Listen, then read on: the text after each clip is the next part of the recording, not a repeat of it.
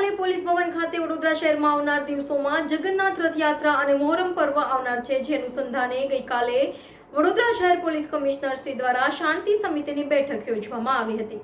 ગઈકાલે પોલીસ ભવન ખાતે વડોદરા શહેરમાં આવનાર દિવસોમાં જગન્નાથ રથયાત્રા અને મોહરમ પર્વ આવનાર છે, જે અનુસંધાને ગઈકાલે વડોદરા શહેર પોલીસ કમિશનર શ્રી દ્વારા શાંતિ સમિતિની બેઠક યોજવામાં આવી હતી।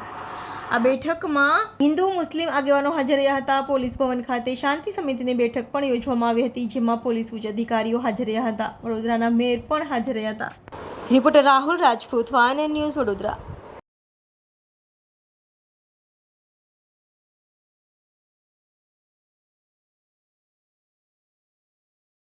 ભાગરૂપે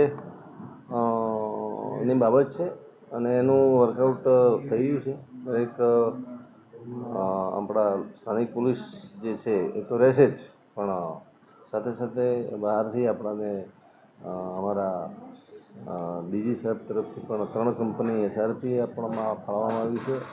1000 જેટલા હોમગાર્ડ્સ પણ ફાળવવામાં આવેલા છે અને 3000 જેટલી આપણો ફોર્સ છે।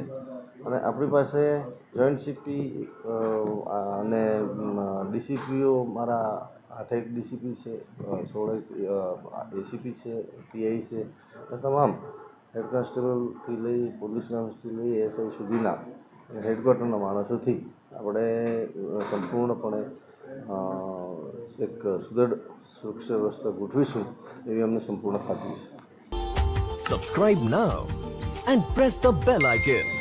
Never miss an update.